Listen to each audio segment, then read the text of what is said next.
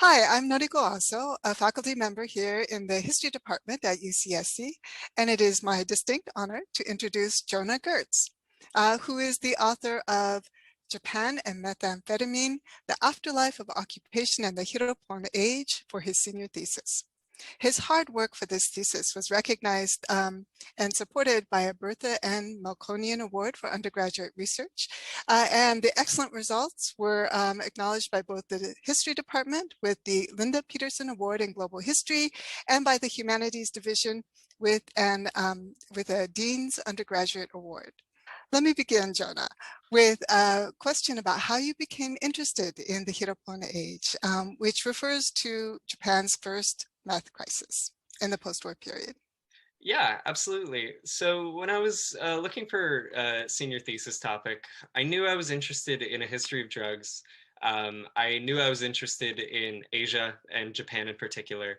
And I really wanted to examine Western imperialism, Western ideological imperialism in the modern era. And the Hiropon Age, the history of the Hiropon Age, rather, is somewhat of a marriage between all three of those ideas. And I originally came upon the topic in Miriam Kingsburg's Moral Nation. She wrote her final chapter of the book on the Hiropon crisis in particular. And I just became very interested in it. And I started from there pretty much, I think towards the end of my junior year. Thank you. And would you be able to summarize for us your principal argument and your general findings? Yes, absolutely. So as many people know, during World War II, pretty much all of the combatants, Allies and Axis alike, used methamphetamine as a productivity enhancer. And in Japan, simultaneously, Hiropon, or methamphetamine, Hiropon was the marketable moniker given to it. Hiropon debuted on the domestic commercial pharmaceutical market, rather. And a lot of people picked up Hiropon habits, both serving in the Japanese military and just using it as a productivity enhancer or bronchodilator. It was marketed for a lot of different purposes, but in any case, in the post-war, a lot of people had become addicted to Hiropon or methamphetamine, and the occupation government neglected to address this developing issue in favor of enacting policies that were more suited for American interests, be it ideological interests or narcotics control interests. In short, occupation era narcotics control laws were not very well suited to the Japanese public. In the post-occupation era, once the Hiropon crisis had really sort of had time to develop, the Japanese state attempted to address the crisis in a few different, what I consider to be pretty ineffective ways. A lot of policing, a lot of forced hospitalization, not particularly productive action on behalf of the state.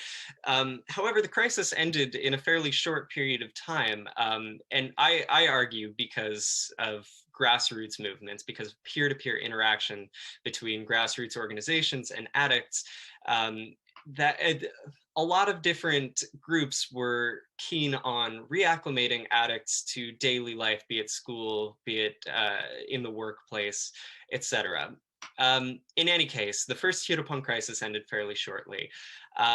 However, in the modern era, the occupation era narcotics control laws still loom pretty large over modern Japanese narcotics control policymaking.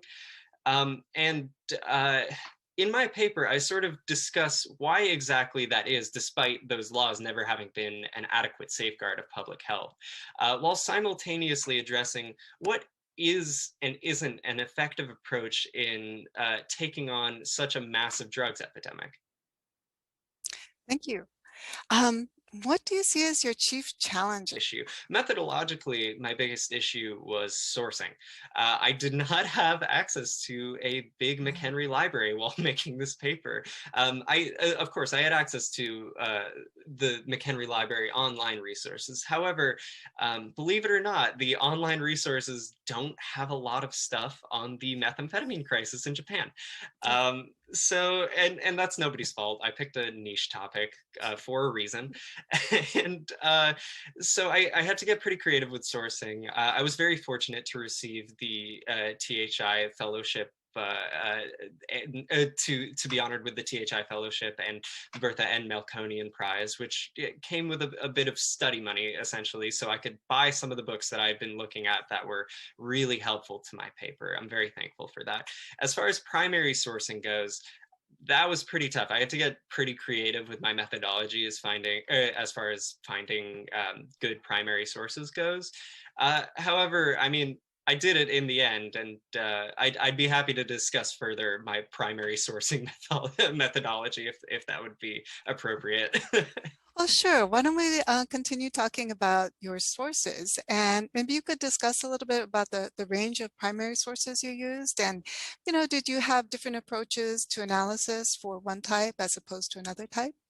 Yeah, so the biggest and most helpful primary source database that I used for my paper was and the URL is eluding me right now, but there's a there's a website out there that translates Japanese laws into English, and I'm doing my best. I'm currently in my second year of Japanese study and really putting my back into it, but not good enough yet to read Japanese laws in the native text, unfortunately. So that was a huge help to me in terms of just generating content to support my argument from a legislative standpoint. Those sources were amazingly helpful. Additionally, I also used a lot of visual primary resources. In my paper, I think I have two different images, maybe three now that I think about it.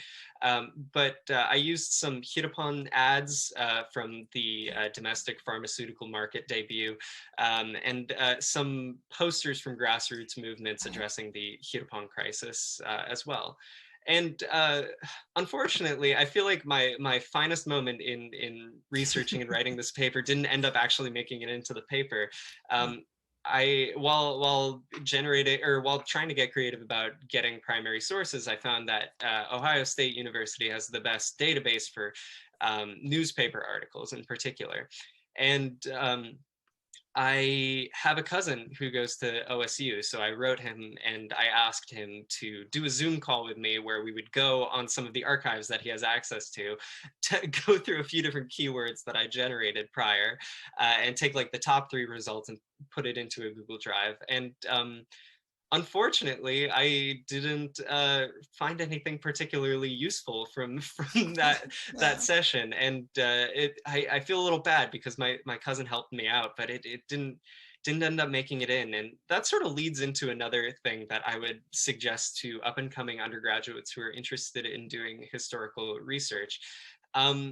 I had this very throughout my paper, throughout the researching and writing process, I had this very prevalent idea that I had this narrative in mind and I will find sources to back up that narrative, when instead it should have had an inverse relationship. And it ended up having an inverse relationship where the primary sources that I found influenced the narrative that I was writing about. So I don't know. Just don't go looking for a silver bullet primary source, because it's not out there. You're gonna find what you find, and you're gonna write about what you find. Right.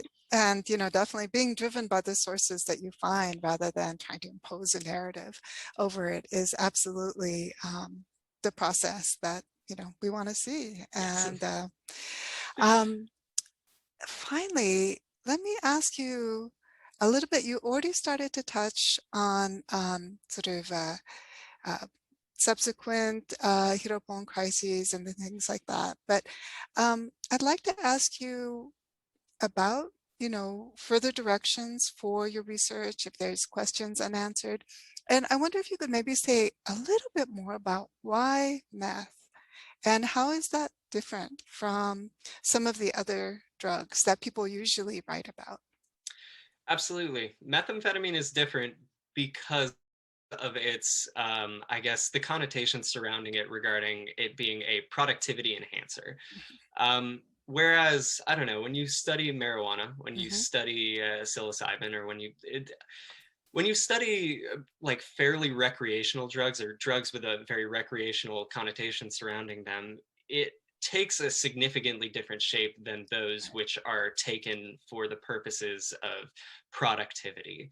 And methamphetamine, as I get into in my paper, it's it was promoted for a very long time as an effective productivity enhancer, and to a certain degree, obviously, pretty much any stimulant will get somebody to work harder than they would off of the stimulant. However, you know, those narratives that were pushed in the early days of methamphetamine were flawed in the sense that the substance is highly addictive and has very diminishing returns, essentially. So when studying methamphetamine, I guess my it's a good question. Studying methamphetamine is different because there had to have been some sort of walk back from those initial narratives, sort of portraying it as a productivity enhancer. And in this particular case, nobody quite did the job of walking those sorts of narratives back better than grassroots organizations, not the state, not the occupational government.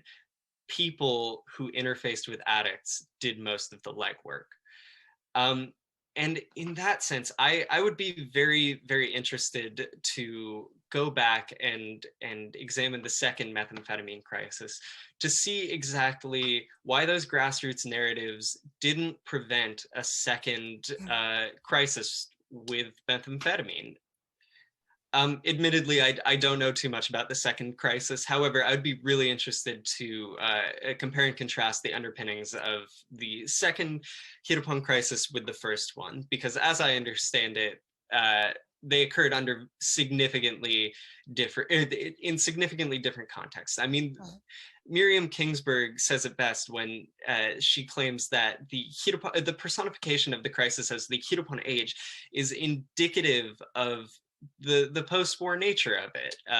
People became addicted to Hiropon in the wake of World War II, and that plays a huge part in the narrative. Meanwhile, the second Hiropon crisis takes place after Japan's economic boom, when the nation is back on a steady course towards, I guess, international commercial relevancy at the very least. And I would be very interested to know how such an atmosphere would contribute to the, I guess, repopularization of the substance. Wow, I would like to see that research too. I hope you have a chance to continue. Thank you very much, Jonah, for sharing your project with us. And I also want to say congratulations on graduating. So. Thank you very much. I'm not quite there yet, so congratulate me once I walk across the stage in the cap Okay. and gown.